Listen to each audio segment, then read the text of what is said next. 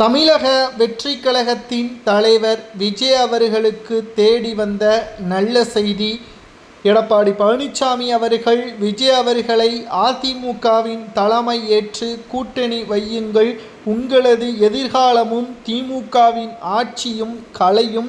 2026 சட்டசபை தேர்தலில் நமது கூட்டணி வெற்றியடைந்து ஆட்சி அமைக்குமேயானால் துணை முதல்வர் பதவியும் 6 அமைச்சர்கள் வரை உங்களுக்கு நாங்கள் தருவதற்கு தயாராக இருக்கிறோம். 70 இடங்களில் போட்டியிடுவதற்கும் நாங்கள் உங்களுக்கு உத்தரவாதம் தருகிறோம். நீங்கள் கேட்கின்ற தொகுதி என்று பல்வேறு கட்ட ஒட்டுமொத்த ஆதரவுகளையும் விஜய் அவர்களுக்கு கொடுத்துள்ளார் எடப்பாடி பழனிசாமி அவர்கள். இதற்கு மிக முக்கியமான காரணம் அதிமுக ஆட்சி அமைய வேண்டும், 2வது திமுகவின் ஆட்சி கலைக்கப்பட வேண்டும்.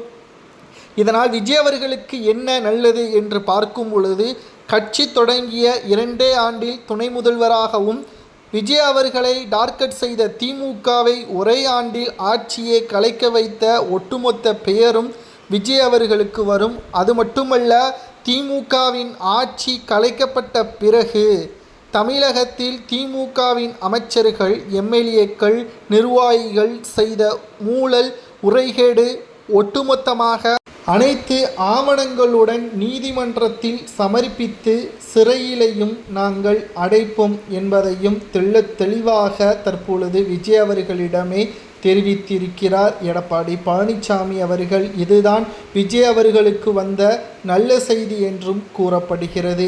வருகின்ற சட்டசபை தேர்தலை பொறுத்தளவிற்கு மிக முக்கியமாக நாம் பார்க்க வேண்டிய விஷயம், திமுக ஆட்சி அதிகாரத்தில் இருந்து ஒட்டுமொத்தமாக திராவிட முன்னேற்ற கழகத்தை கூண்டோடு ஆட்சியை கலைத்து ராஜினாமா செய்ய வேண்டும் என்றால் கூட்டணி என்பது தமிழக வெற்றி கழகம் அதிமுக பாஜக கூட்டணியில் இணைந்து செயல்பட வேண்டும். ஆனால் பெரும்பான்மையான தொண்டர்கள் மனநிலை ஒட்டுமொத்தமாக கரூர் சம்பவத்திற்கு முன்பாக கூட்டணி வேண்டாம் என்ற நிலையில்தான் இருந்தார்கள். ஆனால் கரூர் சம்பவத்திற்கு பிறகு கூட்டணி வைப்பது நிச்சயம் விஜய் அவர்களுக்கு நல்லது. ஏனென்றால் அரசியலில் தனித்து போட்டியிட்டால் வாக்கு வங்கி உயரும், ஆனால் கூட்டணி வைத்தால் ஆட்சி அதிகாரம் கிடைக்கும். திமுகவும் தற்பொழுது விஜயை டார்கெட் செய்வதால் இது விஜய் அவர்கள் எடுக்கக்கூடிய நல்ல முடிவாகவே பார்க்கப்படுகிறது.